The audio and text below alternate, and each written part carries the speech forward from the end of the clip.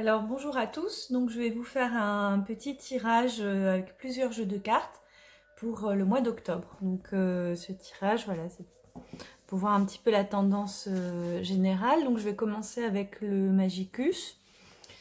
Donc on y va, on va voir un petit peu ce qui se prépare. À la fin du mois aussi, on a la fête de Samhain, donc qu'on appelle Halloween aussi. Et c'est un portail entre les mondes, les deux mondes, le monde des esprits et le monde terrestre. Donc on va voir ce qui se passe d'ici maintenant jusqu'à la Samhain. Donc je fais toujours le petit tirage à 3/4. Je vous ferai des tirages un peu différents ensuite. Mais là c'est bien pour les petits tirages courts. 3/4 c'est pas mal. Allez, on y va.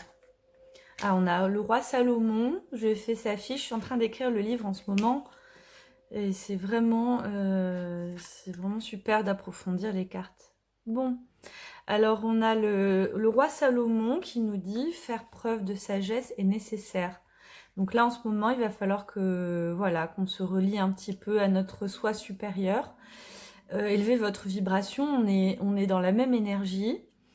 Et Méphistophélès au diable foncé, c'est-à-dire que là il va falloir aussi qu'on prenne des actions par rapport à ce qu'on doit faire ce mois-ci, hein, ce sera peut-être par rapport à l'été, mettre des choses plus en place, des projets, des choses comme ça.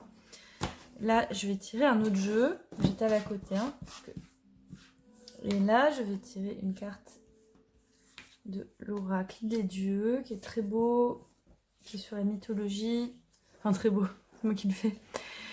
Alors, mais je les sors à l'envers. Bon, alors, résilience. Je l'ai fait à tout le monde à l'envers. Bon, quand une carte sort à l'envers dans un tirage, en tout cas dans mes oracles, c'est d'y prêter plus particulièrement attention. Bon, là, j'ai tout tiré à l'envers. Je sais pas ce que vous en pensez. Voilà. Et la sagesse et la résilience, ça va très bien ensemble. Donc, c'est vraiment faire ce travail hein, de faire appel à sa sagesse et à son soi supérieur. Je rappelle, Chiron était aussi un grand sage, hein, très érudit comme le roi Salomon.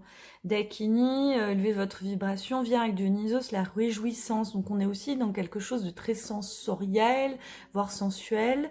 La Dakini est liée au tantra, et lui, c'est aussi la folle sagesse. Hein. On est aussi dans ces énergies de jouissance, mais cette jouissance qui amène à l'extase, l'extase qui est aussi mystique. Hein.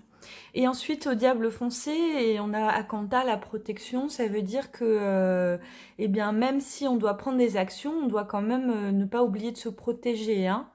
Vous voyez, même dans leur posture, il y a quelque chose d'assez proche. Ensuite, voilà. Ensuite, je vous fais le cœur.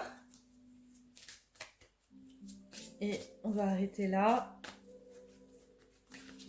Le cœur, alors ça va nous dire aussi un petit peu comment mettre en place hein, les choses au niveau émotionnel, relationnel. Et on y va. On est très différent au niveau des visuels. Séduction, tous les charmes sont permis. Bon, c'est-à-dire que on va retrouver la magie dans la vie aussi. Hein, grâce à cette résilience et cette sagesse, il y a une forme de légèreté, de magie, mais c'est très lié aussi à lui. À eux. Donc là, on a le choix. Il est temps de faire un choix. Ça, c'est par rapport à ses orientations aussi. Voilà, vers quoi je vais. Et le décalage. Alors voilà, là, c'est aussi clair. C'est pour ça qu'on a Kanta. On va foncer, mais il faut faire attention que quand on met en place des projets, ce soit dans le même alignement que les autres. Voilà, j'espère que ça vous a aidé pour ce coup de tirage très rapide. Et à bientôt.